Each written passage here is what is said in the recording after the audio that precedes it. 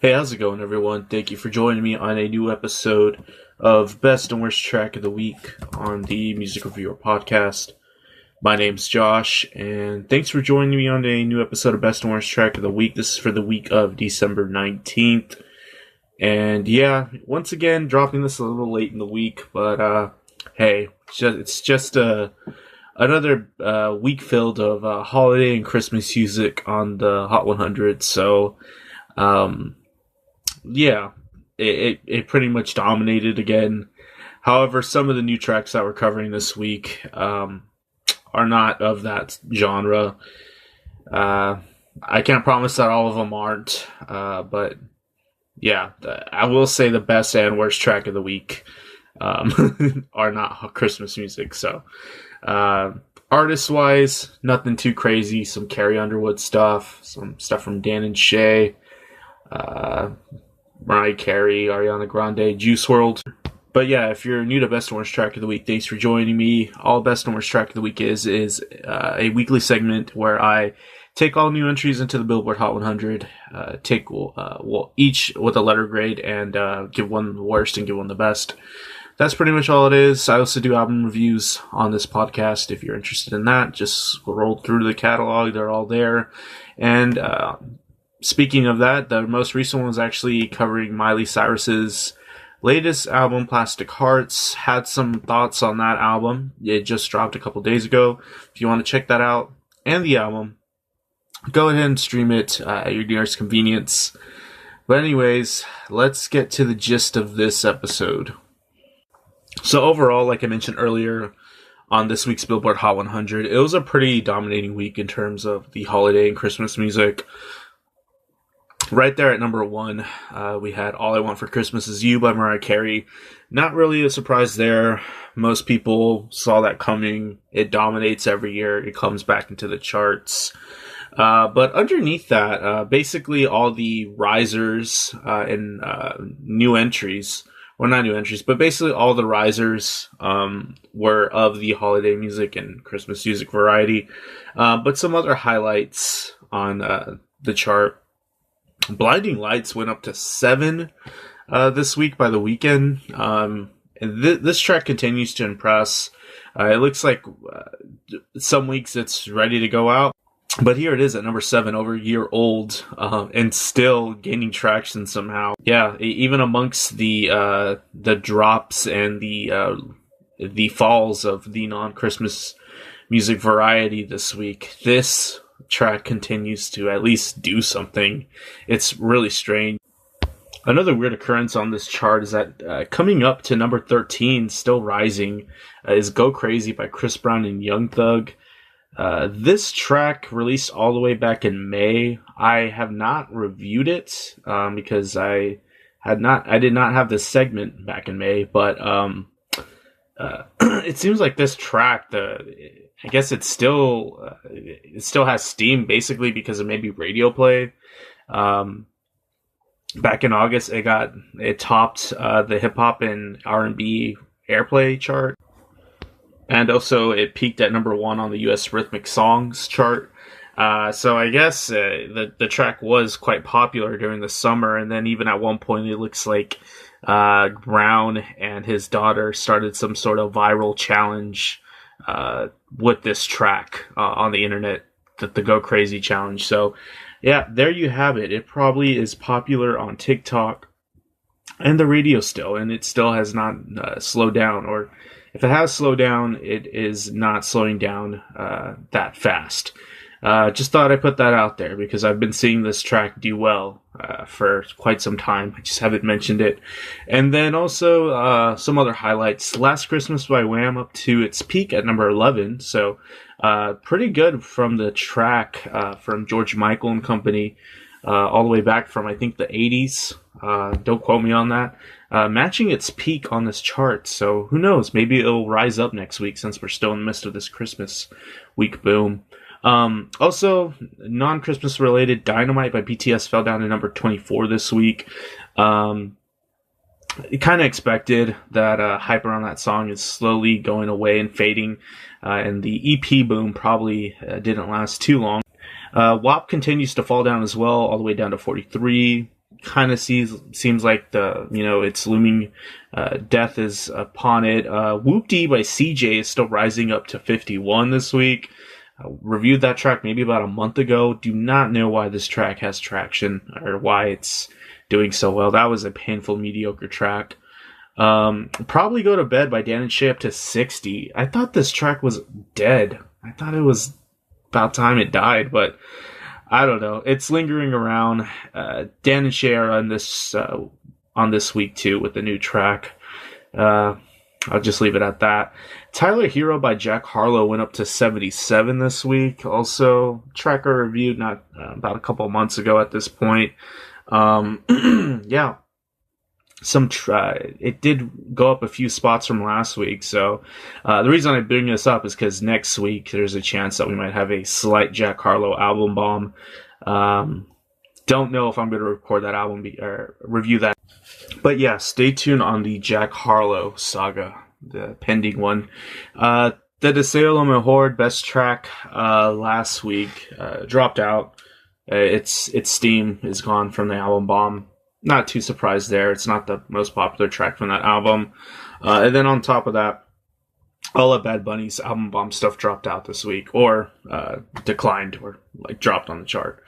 So yeah, not a huge surprise there. It typically happens with album bombs. Also, on a good positive note, one of our first worst tracks of the week, Be Like That by Crane Brown, Sway Lee, and Khalid, finally dropped out of the chart. It's gone. I feel like its deal with American radio just finally expired, and they just dropped it like it was hot, because it just fell off completely.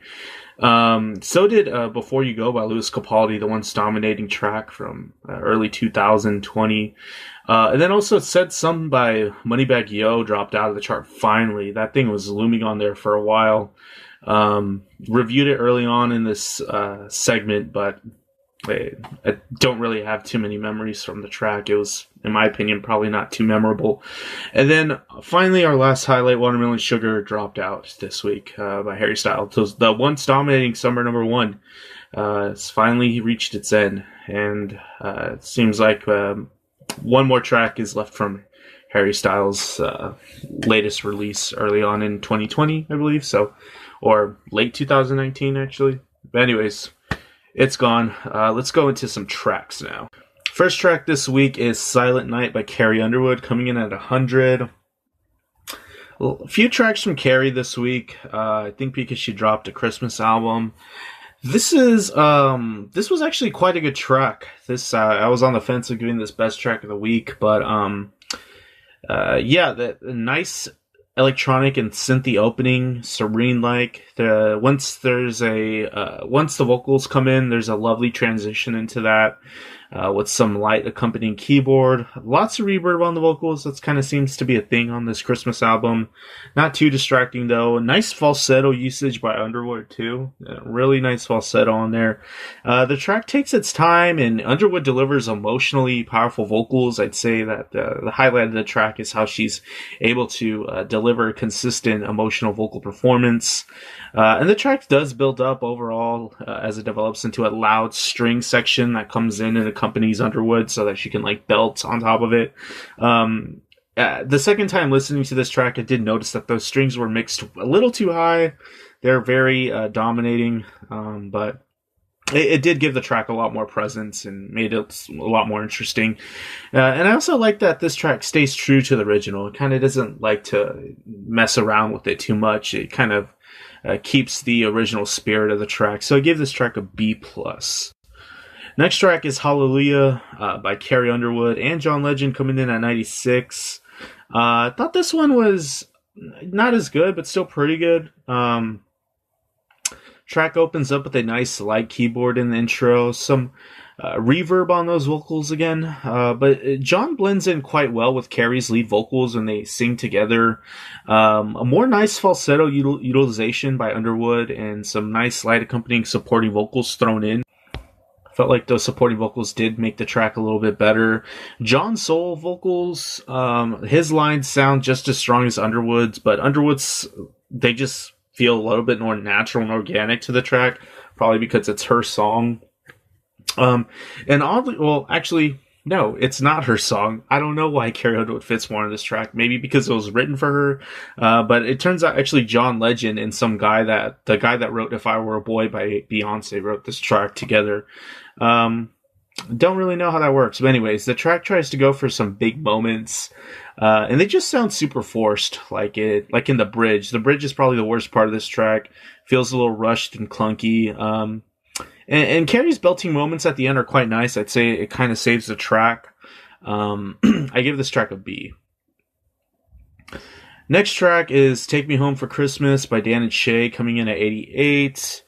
Probably doesn't take a genius to figure out that I do not like Dan and Shay. I don't think I've ever really given them much praise on this podcast. And this track really doesn't do anything to change that narrative. This track features some strum, predictable guitar chords that are pretty bland. The lead guitar riff on here sounds absolutely wimpy. It has no angst to it or character, and it's a pretty generic Christmas track. Like, it's what you expect to hear when you walk into do your holiday shopping in any given store during this time of the year. Like, it's made to fit on those kind of playlists, and it definitely blends into that vibe.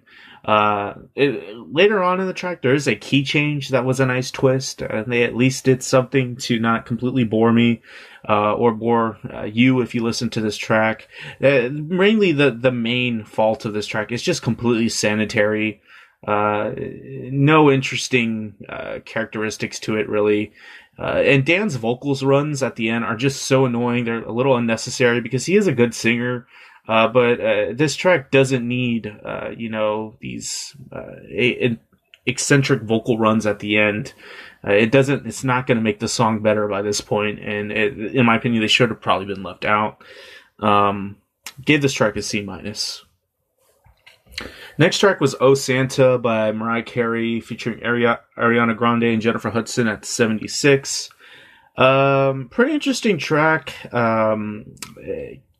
Mainly, I guess, because these three divas are collaborating and they're all quite excellent vocalists. But it kind of doesn't feel like that kind of track. It felt like they let the track speak for itself and just did their thing on top of it without trying to outdo each other. There's a typical sleigh bell opening on here, some gang vocal utilization as well. It's an interesting take. The very beginning of the track actually reminds me of a super bubblegum teen pop track like Avril Lavigne's I Don't Like Your Girlfriend. Eventually turns into like this fast-paced pop R&B track with some funky and groovy bass line supporting it. And it gives the track a lot of energy once we get to that point. And I like how the vocalists really play off each other on here. Like I said, they're not really getting in each other's way. Obviously, Mariah Carey's the queen here.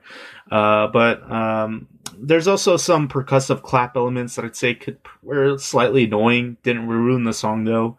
And some typical moments you expect from Mariah Carey with her ridiculous register exploring in the vocals.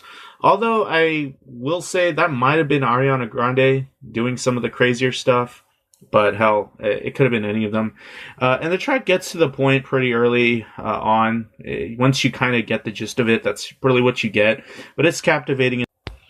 Also, the track gave me an odd reminder of like Bombs Over Baghdad by Outkast, some flair. I don't know why. It just kind of made me think about that song. There's something about it that just sounds similar. I give it a B. Next track was Real Shit by Juice Wrld and Benny Blanco at 72. Even though this wasn't worst track of the week, I'm very disappointed by this track. I really think at this point that they're really just doing Juice Wrld wrong in some respects.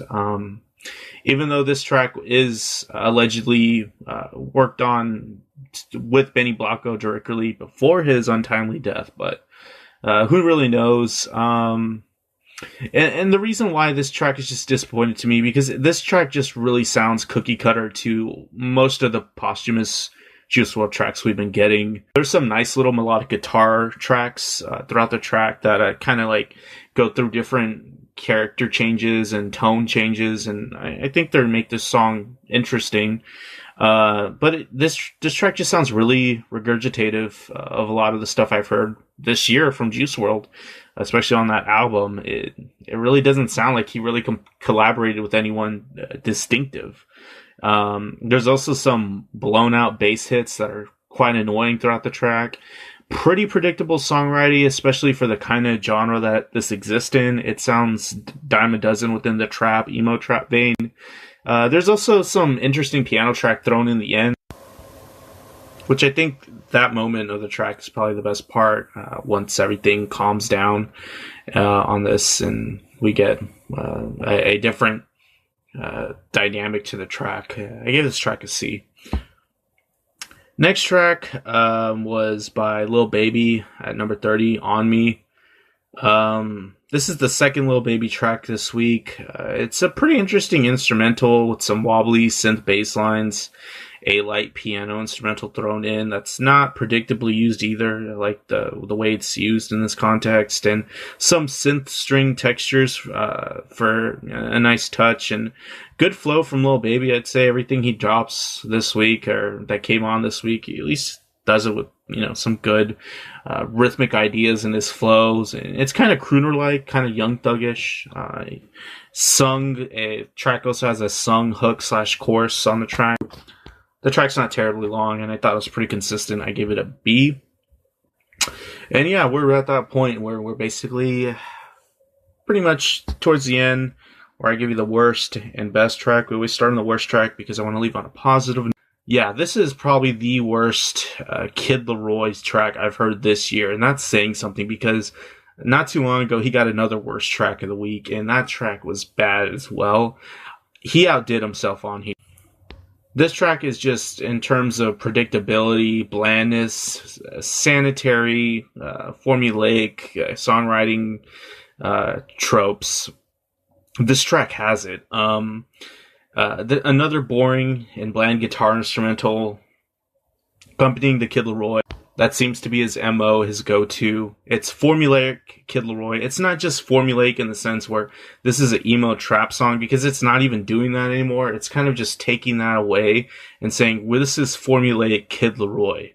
The track features typical angsty vocals from him, where he's looking back at a bad situation that happened and kind of whining about it. The track really seems like it's trying to capture like some emotional catharsis as well, but it really doesn't evoke anything. This track is just terribly annoying, predictable, predictably sung in terms of like Kid Laroi songs. Predictable sung hooky vocal melodies throughout the track that are there to probably just fill space because they're unnecessary. They don't really do anything to make the track better because the track, can't be polished. It came out the way it came out. You can't polish something that isn't, polishable. Anyways, worst track of the week, Without You by the Kid Laroi. Best track of the week is Air Buddy by Lil Baby. This track came in at 41. Overall, I thought this was just the most consistent track. Lil Baby just does this thing for however long this track lasts, like 3 to 4 minutes. And he kind of just doesn't give us any duds. The track has a minor key piano instrumental on the trap beat. And as soon as I heard that, I was like, wow, another one. Because this is literally 99% of trap music. Is just not 99%. That's an exaggeration. But a lot of rappers right now, especially in the trap vein, are using a terribly predictable minor key piano instrumental on a lot of their tracks. But this track at least does something with it. There's some edge on Lil Baby's presence. Kind of sounds like he's taking a little bit of like Lil Tecca's aesthetic here, but he kind of just makes it his own. Raps with a nice flow. There's some lovely synth embellishments on the track too that give the track, some dynamics. The track has some groove to it as well. You can kind of bob your head to it. Some versatile rhythmic ideas thrown in on Lil Baby's flow. It's not just the same thing over and over again. He's going at this in different angles. He kind of just dominates on this track with no feature help as well. He just does his thing and it's consistent. And it's a decent trap song. So, best track of the week goes to Lil Baby. And kind of won by default, to be honest.